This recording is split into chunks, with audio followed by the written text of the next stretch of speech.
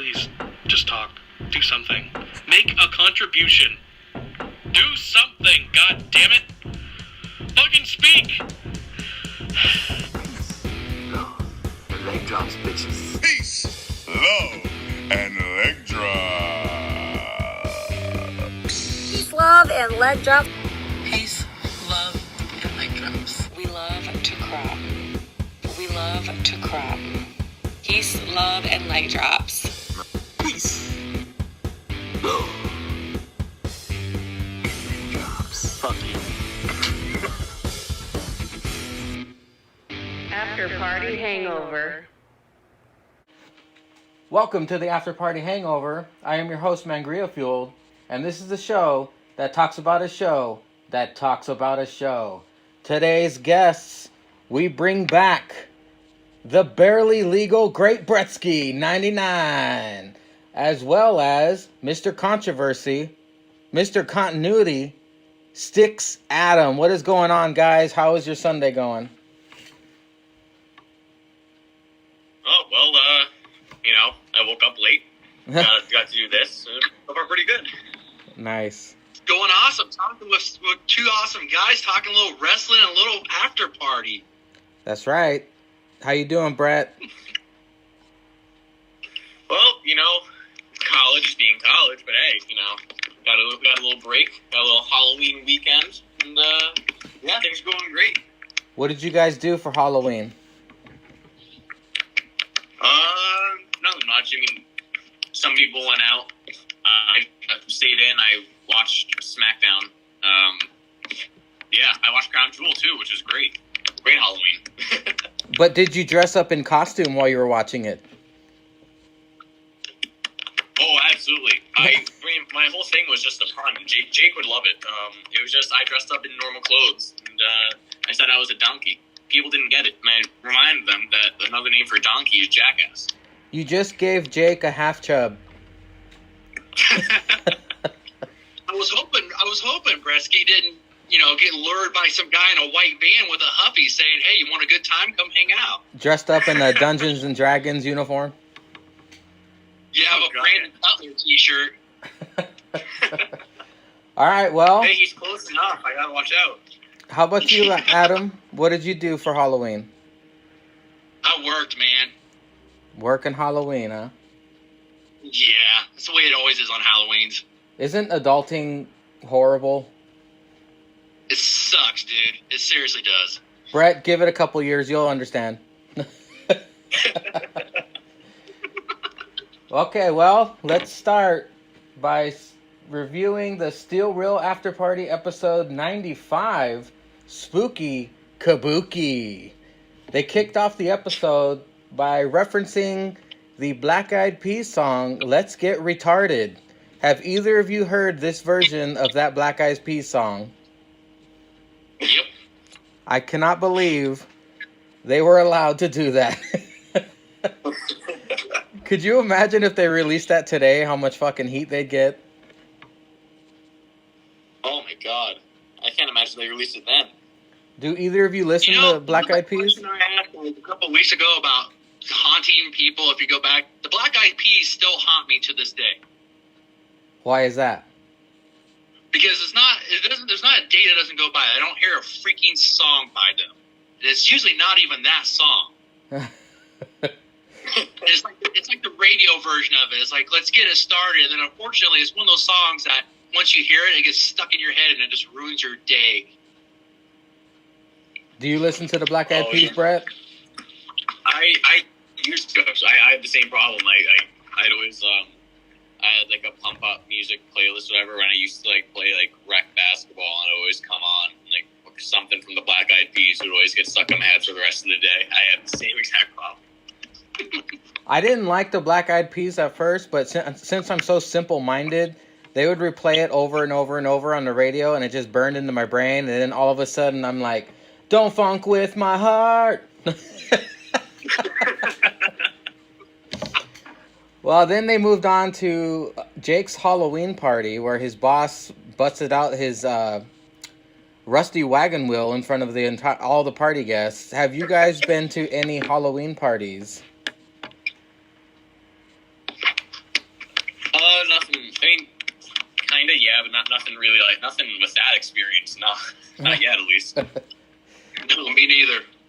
Yeah, I'm too much of a square. I never really attended any Halloween parties, which is kind of sad that Jake has a one-up on all of us here.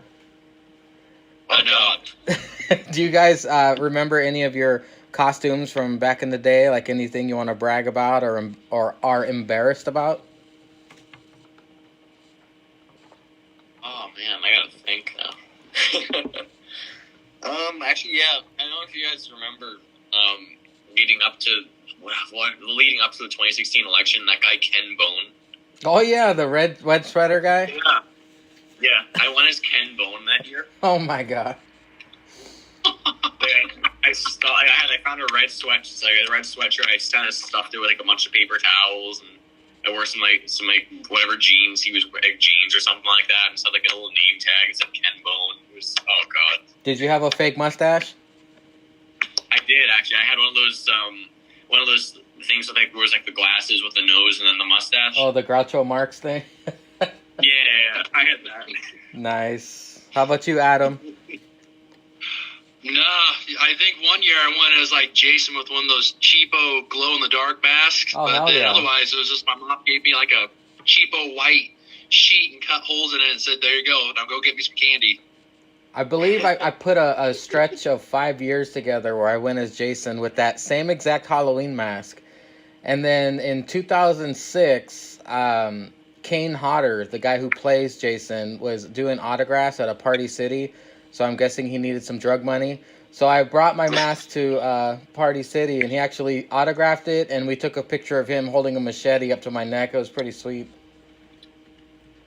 That's awesome. Jason has always been my favorite horror movie character. Let's see. Now, Vegas stories. Do either of you have any Vegas stories, or have you been to Las Vegas? Nope. I have been to Vegas actually. Oh yeah, how'd you like many it? years ago. It was really fun. I mean, it was when I was much younger. I think I was like maybe like 6 or 7. It was like a family vacation. We went out. It was a lot of fun. Did you go to Circus Circus? I don't think I know. I saw the Blue Man Group. I remember. Oh, nice. We wanted to see them, but their show is sold out. It's weird how they've been there so long and they're still so popular. Yeah, it's crazy. They're really fun to see. I think I saw them once. Other than that, in New York, but they're really fun to see. Before I forget, Adam, did you get your hug your chicks and wash your dick shirt? Damn straight. Okay, because Jake wants a personal picture from you in his DMs with you wearing just that. Well, I don't know if I'll send it to him in his DMs because I don't know what he's going to do with that picture, but I will definitely get one posted. Nice. Hey, you're of age. You're fine. Well, maybe I should send it to Bretsky. That way Bretsky can send him that picture. get him thrown in jail for reals. Well, I noticed that Zanka's hate for Dominic continued during this podcast, and he put out an interesting theory that Dominic should turn heel because he said Rey Mysterio has Cain Velasquez fighting his battles, so Brock Lesnar should get Dominic, and they should have like this tag match with it'd probably be a good story. What do you guys think about that angle? Do you have any angles of your own with the Dominic and Mysterio and Cain and Brock? I'm afraid that would make Zanka like Dominic, and I don't like that. I like Dominic hate. I think it'd be interesting. I think Dominic turning heel would probably be the only way, because if he's going to be a wrestler, he's like, I'm Rey Mysterio's son. Look at me, woo!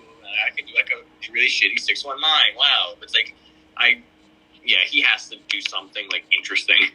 He's been on TV like 3 or 4 times, and my favorite thing about Dominic Mysterio is how good he can take an ass kicking.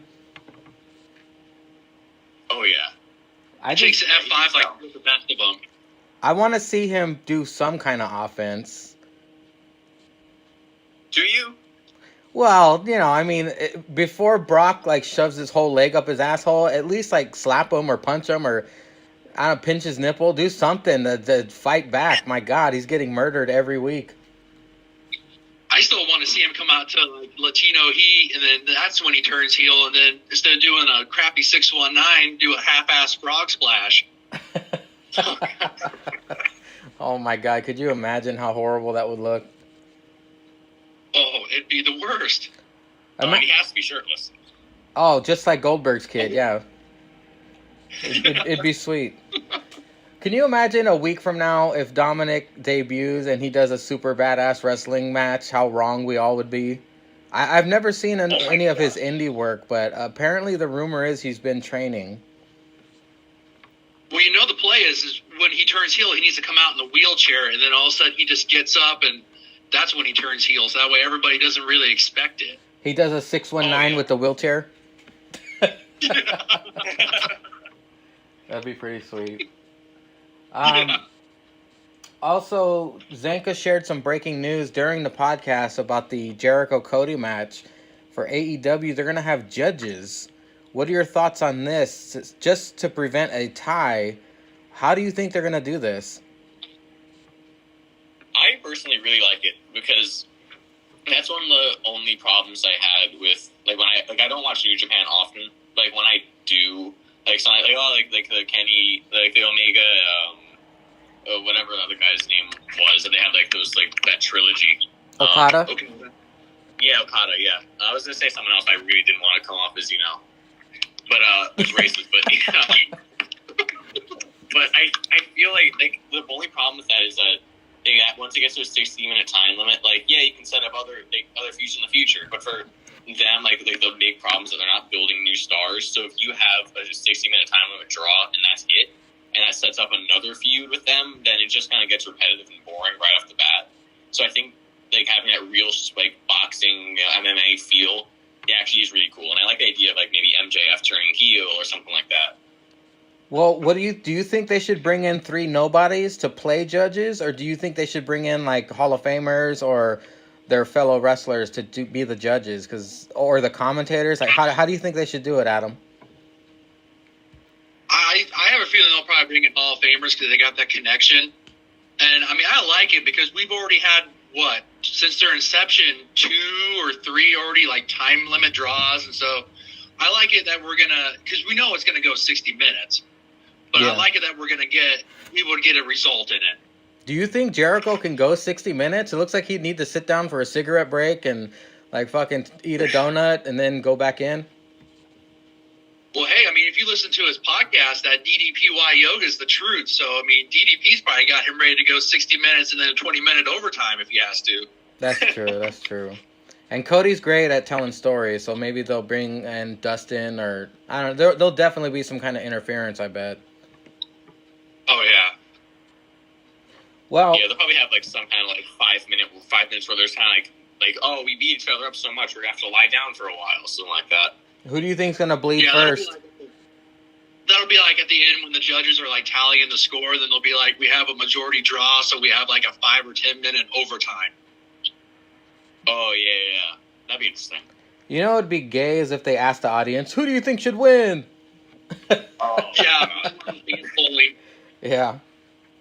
Well, the LOL line of the week, of course, came from Zanka. They were talking about Jessa Manduke and how skinny she is. And Zanka said, "She looks like if you put your dick in her, you'll see it." That was my favorite line of the episode. There is a close second. You put your dick in her, and it looks like that scene from Alien when the alien busts out the belly, but it's your fucking penis.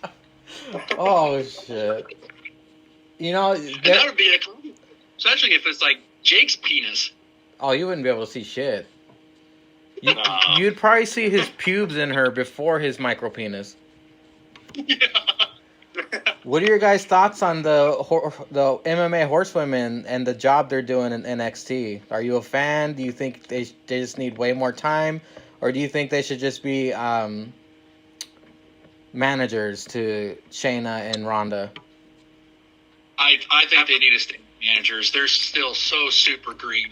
They're years away from even needing to be on TV.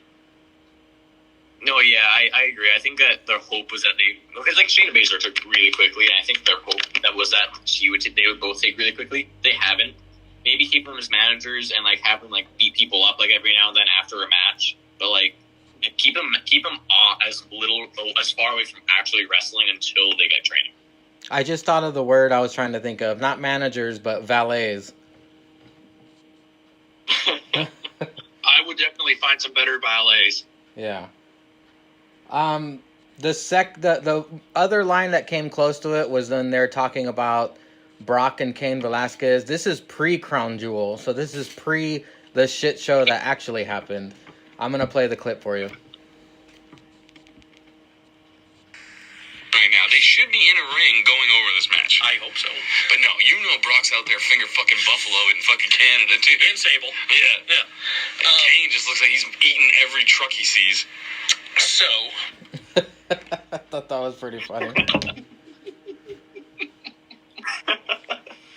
Also, we found out, since we're lucky enough to be recording now, that Jake and Zanka have tied in predictions, which results in each of them getting a chop. I'm not sure if they're going to ask trivia questions or not, but we will be seeing a chop. Oh, no, I'm not seeing. We'll be hearing a future dual chop shop on this coming episode. That's got to be a victory for Zanka because he's been getting freaking just smoked in the last few chop shops. He's going to put some stank on it. Watch. He's gonna do a running start and then chop his ass. I hope so. It'd be really interesting to hear a double chop shop. We haven't had one in a while. And thanks to the bet that Andy and Jake have made, the next time Jake actually loses, they have to live stream it, and he's going to be wearing a Titans jersey, I believe. Yep. Never bet on the Browns, Jake. Yeah. Well, as you both know, the Claymore kick won the finishing move crumb-offs. Last week, I introduced the next crumb-offs. It is the tag team crumb-offs, and I'm staying out of this one. So I'm letting you guys both choose one tag team each. We already have the Oddities and Billy and Chuck. Now it's up to you two to add two more tag teams to the tag team crumb-off tournament.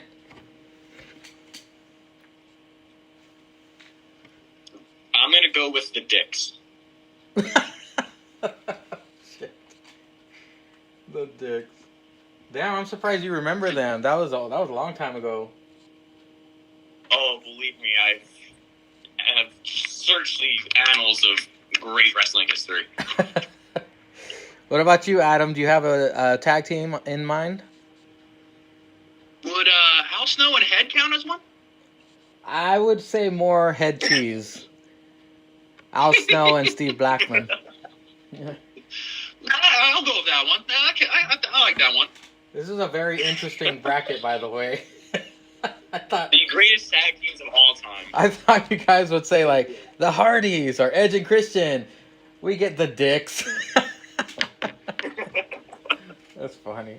Hey, we're only talking about the greatest of tag teams here. That's true. I didn't think about that. Sorry. I just wanted to throw a suggestion. North Carolina or any of that. We want the greatest of the greatest.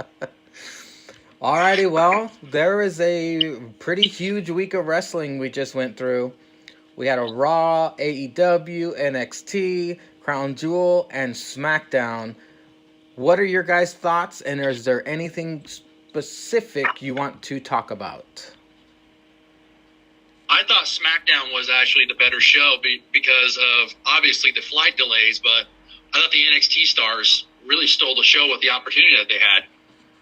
Not to mention Daniel Bryan versus Adam Cole's the greatest match of the week, I believe. That might be the greatest match of, like, the month. Yeah.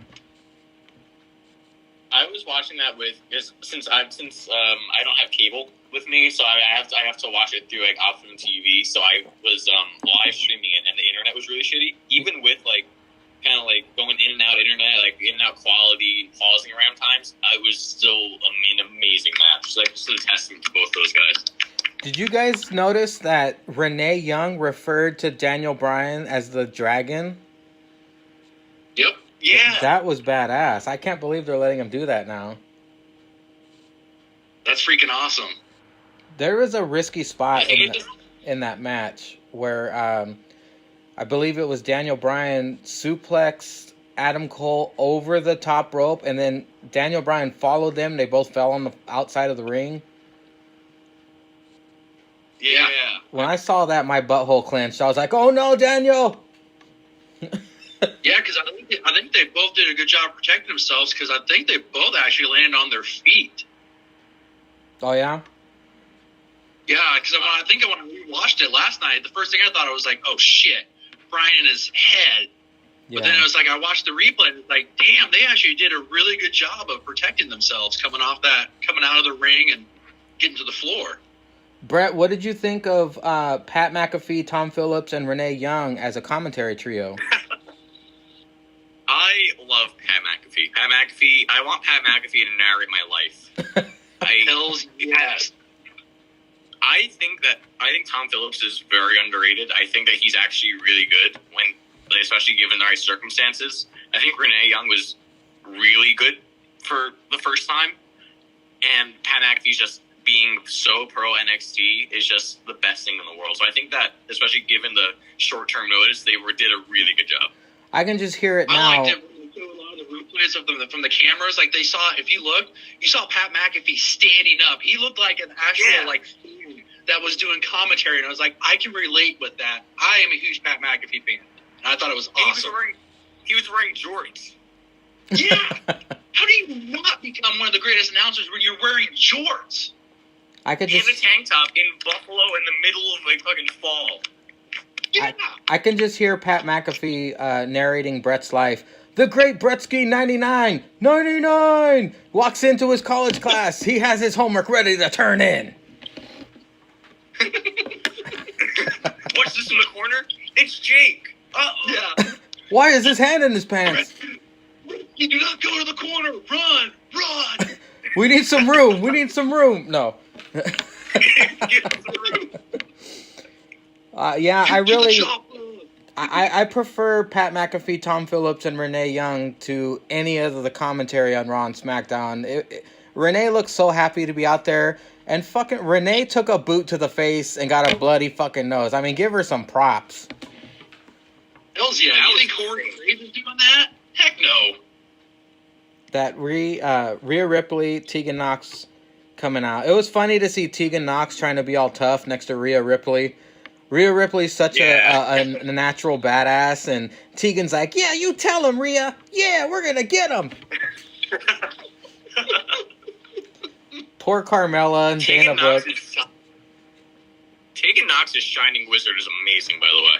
Yes, she is excellent. She brings a lot of talent to that NXT women's roster, and I hope she stays in NXT because you know what Vince might do with her. She'll be the next Bayley. Oh God. Yeah. But that was pretty messed up about Carmella and Dana Brooke. They got the shit kicked out of them backstage. I was more disheartened to see the debut of the Flex Appeal T-shirt. That's true. I don't know how good I'm not so sure how good the press was on that though, because she's wearing the shirt and then she gets her ass kicked. It's like so much for Flex Appeal. I'm waiting for them to do like the NXT banners. That'll be the hottest selling one. Would be the Flex Appeal NXT banner. You know, if Jake and Zanka do a live streaming Steel Real After Party podcast, they need to have the Flex Appeal flag in the background to represent Dana. Oh, yeah. So, forgive me, Brett. Oh, what was that? I'm sorry. Yeah. I would say my favorite part of that entire backstage beatdown was Carmella just kind of sitting there. Looking defeated. She was just like if they didn't tell me, if they weren't like, oh, Carmella must have been beat up before, and she just kind of looked like she was sitting there like, oh, shucks, we can't have a match tonight. It's all right. Corey probably dicked her down or something. She was fine. Well, I want to rewind to the beginning of SmackDown, and forgive me for being vulgar, Brett, but How hard did your guys' dicks get when you saw Triple H and Shawn Michaels backstage at the beginning after Brock had quit? Did that blow you guys away or what? That was freaking hilarious because the way they looked, it was just like, oh, so he just quit? God, I'm glad we ain't running the show tonight. I love too how I feel. I have no idea if it was like intentional or not, but when Brock was going the wrong way, and he was like, "No, Brock, this way," Yeah, and walks away. That's right. Not only is he an advocate, but he is the handler of Brock Lesnar and his tour guide too. He might as well have had Brock on a leash Oh God! and cattle prodded him when he was going the wrong way.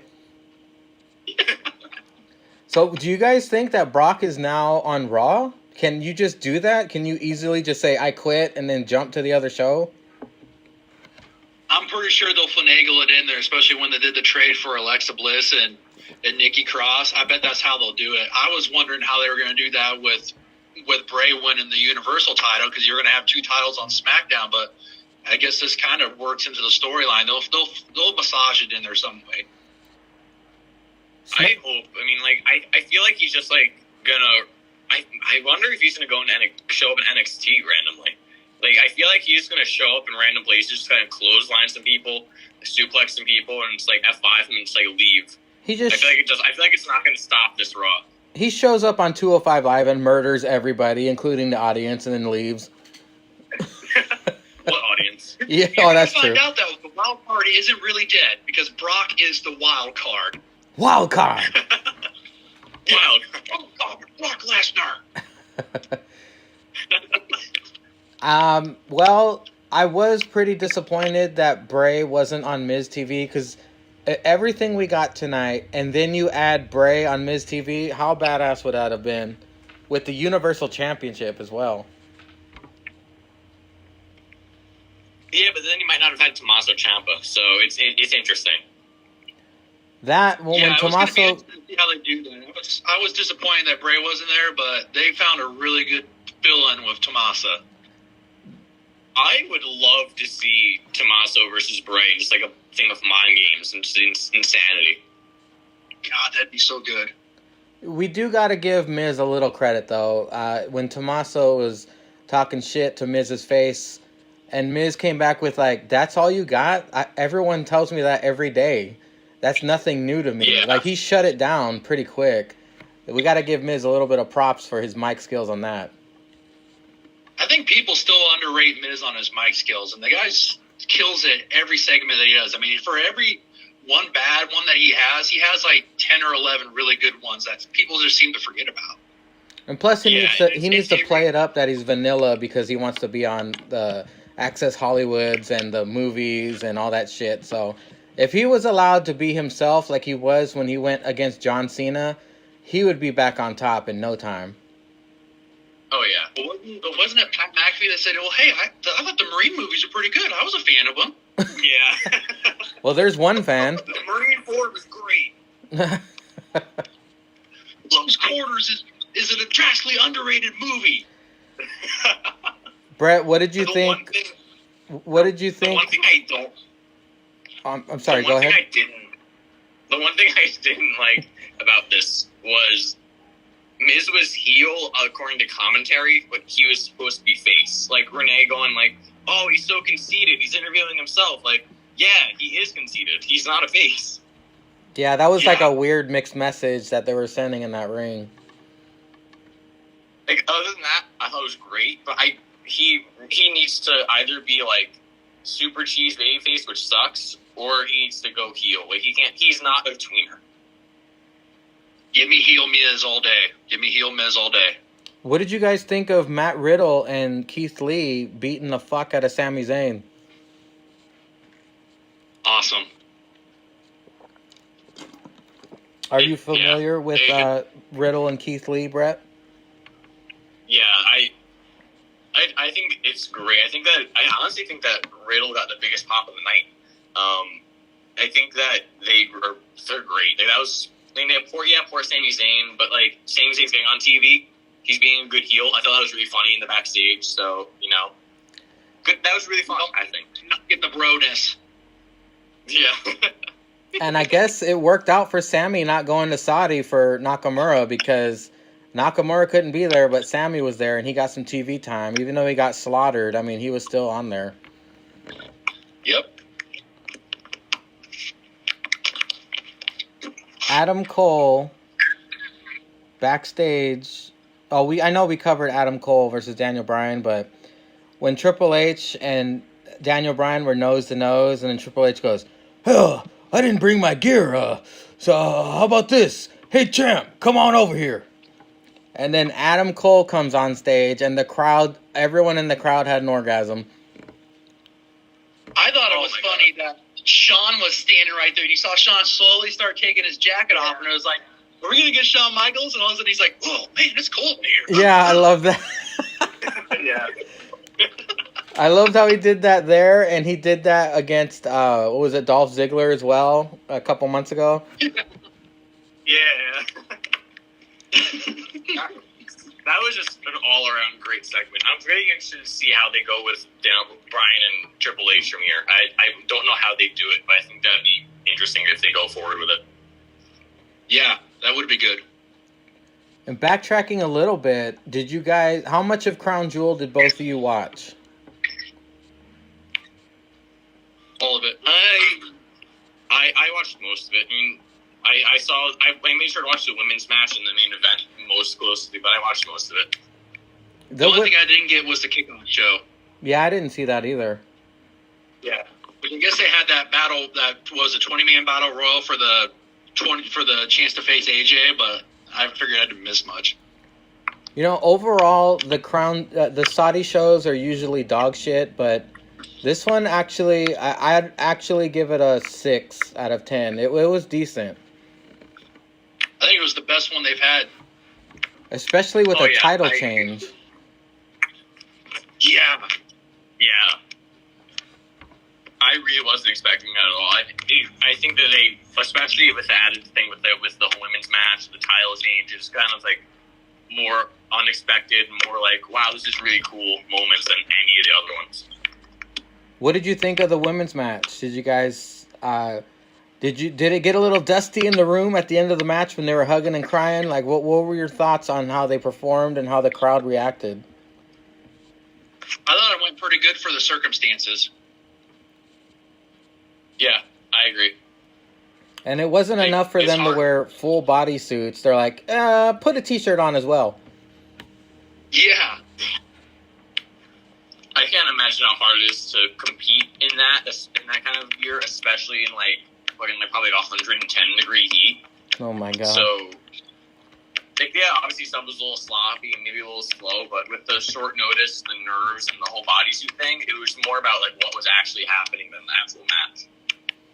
I was worried for them after the match. I thought for sure that they, the refs would be like, okay, girls, hug, let's go. Let's get you girls out of here. But they allowed them to kind of interact with the fans. And I thought that was getting a little sketchy because I was like, ugh, how's this going to go off? Is something going to get, someone going to touch somebody the wrong way? And then we're going to get, a huge riot? But I thought it went good for the circumstances. And I thought it was really good for WWE. Yeah, I agree. I feel like, to be honest with you, I look at it now and compare it to my feelings of when they made the Saudi deal. If maybe, obviously, I'm not trying to be Vince Russo, but, if the whole point of it in the end turns out that what they got out of it was a lot of, they got women to be introduced there, maybe next time they have, a women's championship match or something like that, then I think it actually ends up being a big win overall in the end. Exactly. I was trying to remember, did they try to do a women's match last year, but it was they tried doing it on short notice and it didn't get pushed canceled through, it. Yeah, they canceled it at the last second. That's what I thought. If they do have another Saudi show, and now that they have women doing matches, they cannot help themselves. They're going to be like, and now the 30 women battle royal. Oh, yeah. You give WWE an inch, they're going to take it. They're going to add another hour and a half to Crown Jewel, and that hour and a half will be women's matches. And it's going to be the Women's World Cup, and it's just going to look like a uterus with a turban on it. No. Yeah, the greatest female wrestler in the world. The Yeah. greatest female tag team in the world. I guarantee that's happening next year. Oh, yeah. Oh, yeah. Wow. Well, if they do go back, I mean, because I know you guys heard what's been going on. After a pay-per-view that had so much good press and just so much good vibes, to have it end the way it did with everybody having travel issues, because apparently the Saudi prince was pissed at Vince and Vince was pissed at the Saudi prince. It was a money issue. It was a cut off the live TV feed issue. This shitstorm, I don't know if it's going to get any better, but if they're going to treat the WWE like this, we'll see if they do go back. I wouldn't be surprised if they do like a show somewhere else. Like maybe they go to like Japan or Germany. Like, you know, they did the Beast in the East, and they really haven't done like a telecast like that since then. So I wouldn't be surprised if maybe WWE's like, okay, well, we'll go to like another country and we'll put it on the network and give it the grand show. I think that the Saudi prince hasn't had enough experience with the WWE to know this, but you do not fuck with Vince McMahon. Exactly. He will take that country and make it not a country anymore if he wants to. He'll buy the country and turn it into WCW Saudi. Well, going back on the Team Flair versus Team Hogan match, did you guys, I don't know if you guys watched this, but during Team Flair's entrance with Randy Orton and everybody, the crowd kept throwing stuff on the entrance ramp. I don't know if you noticed Orton picking up shit and throwing it back into the audience. Yep, they did that in the women's match too. Yeah. I mean, what is WWE going to say? If you guys keep doing that, we're not coming back. Yeah, they'll just put up like protective like glass around there and be like, "This is what you get for throwing stuff at our athletes, our entertainers." Or chain link Maybe fence they were like at trying to help bars. him out. They were just trying to help him out, give him some water. I know. Jeez, can you imagine if that happened in America? Like, whoever did that would get zip tied and tased and thrown it like outside into the street. We remember they used to do that when they threw stuff in the ring at the end. Like, when results didn't go well with the crowd for matches. You look at Andre's entrance even at WrestleMania 3. The big one I remember was kind of they did a couple back in WCW days. Yeah, anytime the ring just got littered with cups and just trash, and it was just like, wow. I'm glad they stopped doing that because, I mean, that's fucked up to throw shit at the wrestlers. They're just doing their job. Exactly. Yeah. Well, I thought Orton hit another impressive RKO in this match when Roman Reigns went for a Superman punch. Orton counters with the RKO. Can we just take a moment and appreciate Randy Orton? I mean, he is coming out with more and more ways to hit that RKO, and I hope he doesn't jump ship. I hope he stays in WWE because that dude is the man. Could you imagine that guy with AEW, and then like the first night on AEW TV, he becomes AEW heavyweight champion? I could see them doing that. Well, I could too. What were you saying, Brett? I can see Orton going to AEW like one night, then like going back to like Smackdown, then going to Raw, and like I can see him just like kind of saying like fuck all of you and just like going everywhere. The Showing up ultimate to Japan one day. The ultimate free agent. Yeah, honestly, yeah, I can see him doing that. I could too. Well, in the main event, The Fiend eats 8 stomps, which, by the way, has completely nullified that finishing move.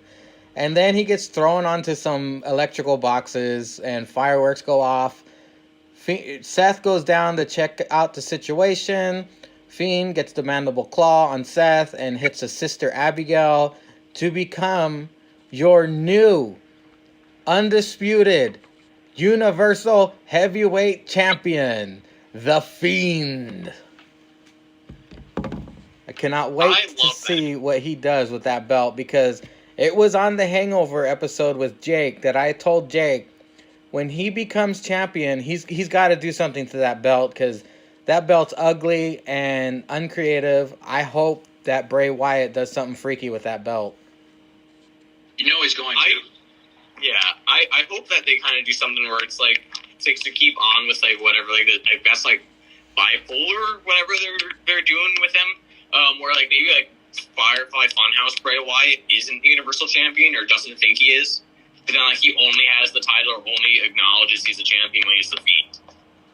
Or they do two different belts. Like there's like a Firefly Funhouse belt, and then there's like the Fiend belt. You're gonna see Ramblin' Rabbit with like a puppet title. Yeah, they got him duct taped to the belt. Yeah. What if Huskus eats it? Oh God. They bring back the spinner belt, and Ramblin' Rabbit is on the spinner, and when it spins, you just see him spinning around and around. It's going to be interesting. I'm actually looking forward to Raw and SmackDown this coming week because everybody's back in America, and we'll finally get the aftermath that we've been waiting for. We'll see Brock on Raw murdering Mysterio again, and then we'll see The Fiend on SmackDown with whatever happened. Whatever he does to that Universal belt is going to be good. NXT this past week was great. AEW was okay. And we all know what happened on Raw. But did you guys see any of NXT or no? Yeah. Oh, you did? What did you think? I thought it wasn't too bad. Do you think NXT won the week? I hope they did, because I thought they've been winning the weeks like match-wise, but I wouldn't be surprised if AEW wins again, viewer-wise. Well, interesting note on AEW this week. I believe Zanka called it on last week's podcast. The crowd started what? They whatted Jericho when he was talking. Yeah. It was only a matter of time. Yeah. Yeah. Oh.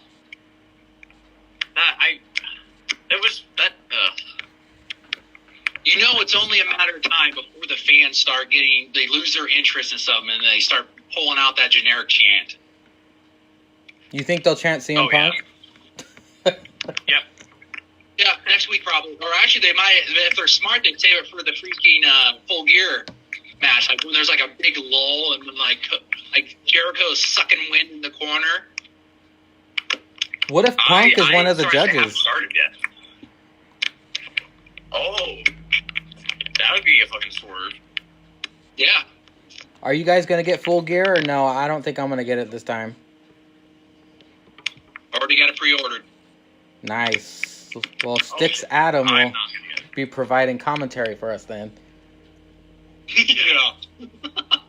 Brett's like, I got way too much damn homework. I can't start watching that silly shit. Bretsky's trying to save the free world. Bretsky, you're our only hope. Oh boy, that's great news. Well, in closing, I want to ask you guys your thoughts about your APPW characters. Did you guys like them? Yeah.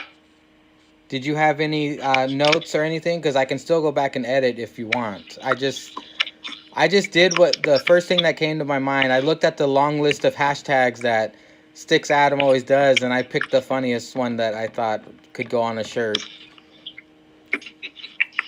Works for me, Angry. It works for me, man. What about you, Brett? I love it. You said you changed the music, right? Yeah, just the entrance music. Yeah. Okay. Yeah. I don't want to be associated with Zack Ryder, but yeah. Well, coming soon to an APPW ring is Stixadam and Thegreatbrettzky. I just finished Mr. Tryon's character. Now I need to go and do Julius Caesar, Savage Alpha Foxtrot. The next APPW event is going to be very interesting, and it should get more viewers because now we're all going to be in it. I can't wait to see Tryon and Caesar's characters. Those are going to be freaking awesome. Oh, yeah. No, I love you, Tryon. I'm confused what happened in the picture I sent Jake. Oh, he never responds when I ask him what he did with that, so it's a touchy subject. And touchy, I mean him touching himself. Not a touchy subject, but he turned it into like those fat heads. He's got like the life-size fat head of Bretzky on his wall, and he just stares at it. Well, I wouldn't be surprised if you made a topless Bretzky pop.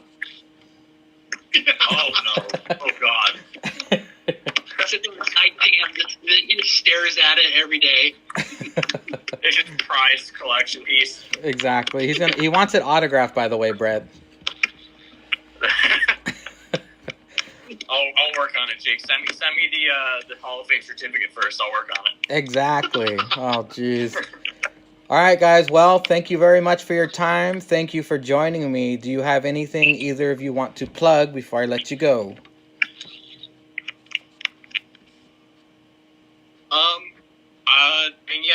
Just a general Instagram that I follow at Thegreatbrettzky99. Zanka can't spell it right. There's a Z, not an S. But other than that, not a plug. I said it before, I'll say it again. Don't listen to the mainstream. WWE 2K20 is very underrated. I think it's a very good game. Actually, don't listen to IGN or anything like that. And that's all I'll say about that. That's my plug. I'm gonna buy it because you just said that. Adam, do you have any plugs? A lot of faith, man, Rita. Just the After Party Pro Wrestling, the After Party Hangover, and Still Real After Party. And, After Party Army is decent at best, and that's the best Army to have. Well, if you do put a post on your Instagram, Adam, post your wash your dicks and hug your chick shirt and just promote this episode of The Hangover, if you can. I'll get right on that. Alrighty, guys. Thank you very much for your time. And as always, all hail Linda's Bush. Thanks again to my guests on today's Hangover, Stixadam and Thegreatbrettzky99. As a matter of fact, if you want to follow them on Instagram, you can follow Stixadam, Stixadam on Instagram. And if you want to follow Thegreatbrettzky99, it's just that, all one word, and Bretzky is Bretzky, Bretzky99. Well, if you want to follow the podcast, the Still Real After Party podcast, it's at Still Real to Us. The host is at After Party Jake, at After Party Zanka. Over on Facebook, you just search for the Still Real After Party and find the page, hit the like button. And to cover up your nips with some merchandise, shop.spreadshirt.com/stillrealafterparty and purchase the Mega Pounders with Cheese shirt and the All Hail Linda's Bush shirt, which I just bought. I can't wait to get those. And as always, thank you for listening. Until next week, all hail Linda's Bush.